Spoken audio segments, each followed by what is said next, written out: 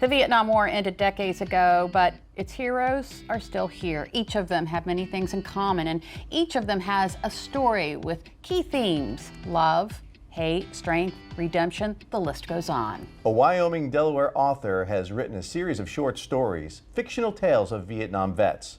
Author Kevin Cullen joins us today to tell us about his book of those short stories, The Chronicles, Volume 1. Welcome. Thank you. Yeah. Thank you. Appreciate you having me. So this has been a bit of a dream for you, hasn't it? It has. It has. I jokingly told you I'm a 69-year-old rookie author. I actually started writing these as a teenager. I had an 8th grade nun. I'm a 12-year Catholic school veteran, if you can see it in me, the knuckles and all that. But she encouraged me. It was an 8th grade nun, and she said, "Kevin, you should consider writing." Well, I wound up going in the military, served 27 years. Retired, and then I went into business. All along that time, I was just chipping away at stories, a lot of handwritten stuff, then of course computers. So I've stockpiled a boatload of them. So this is volume 1 of 3 volumes, and it's a tribute really to our Vietnam veterans. So why are Vietnam veterans? I was on the cusp. I'm 69. I was born in '53, and my older brother and I were right on the cusp of getting drafted and going.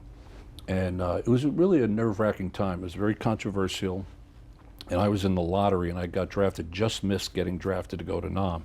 I wound up joining anyway and enlisted in the Air Force, but I didn't serve in Vietnam, although I did serve in what's called the Vietnam era. Mm-hmm.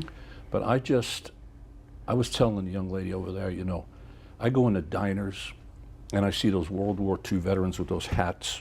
You got to buy them at breakfast, man. You got to shake their hand, you know. But there's not too many of them now. And the Korean War veterans are actually getting light. Now I'm seeing a whole lot of guys and gals even wearing the Vietnam veteran hats. So I just have a profound, they weren't treated very well, quite frankly, when they came back. And I've gotten to know them. The book is they're not war stories, they're life stories. It's what happened with that powerful experience behind you. How did life go from that point on? So as my sister says in the intro, you'll laugh, you'll cry, you know the drill. So, so these are fictional stories, so how do you come up with your content? I use a lot of my own personal experience, things that I've experienced in the military. I was in a couple of situations myself, and people I've met along the way, conversations I've had with Vietnam veterans, the list goes on. The first story in the book is I have 4 grandchildren, and I'm a baseball fanatic, and playing catch with my grandkids and just chatting. I said, I got to build a story. That's my acorn. I built a story around it, and it's just about a grandfather, his grandson, and his daughter-in-law awaiting the return of his son, the boy's father, and the woman's husband. And I get into the death notifications kind of thing, and you know, it's part of it. But during the game of catch, the grandson and the grandfather talk. It's just really powerful. It's a personal experience, and the list goes on, just things like that. But again, it's really an homage to our Vietnam vets. So what do you hope readers will take away from these stories?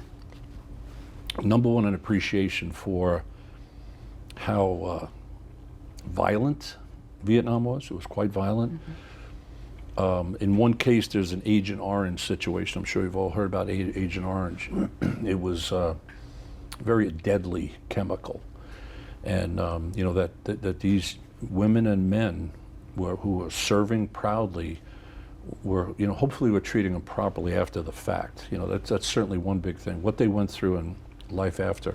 All this, when you hear about the VA really needs, and they've been stepping up recently and take care of these women and men, without a doubt. The other thing is, it's kind of, my younger daughter, she's in her 40s, but she's been my, she's brutally honest. She's one of my editors, if you will. And she said, Dad, when you're talking about the book, there's so much romance in the book. There's so much triumph. There's so much heartbreak. And she goes, you almost got like a Hallmark novel going here. I said, that's not what I intended, but it came out that way. I'm a mush. I'm a sentimental guy. But I'm very, very proud of it. Relationships, love, how you fight. And again, I've been in violent situations, nothing on the level and for the time frame that they were.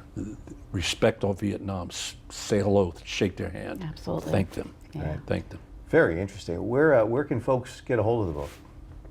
It's on Amazon, Barnes & Noble, Goodreads. Google it up. It's Yeah. there. If you're a Kindle reader, and I think Nook is what Barnes & Noble uses, if you got the Unlimited, you just download it. So it's volume 1. Does that Yes, mean we ma'am. can look forward to 2 and 3? I'll be back. You'll I be hope. back. I hope. The famous words, I'll be back. Thank you so much for your time today. I No, appreciate thank it. you. Looking Appreciate it. forward to checking it out. Thank you.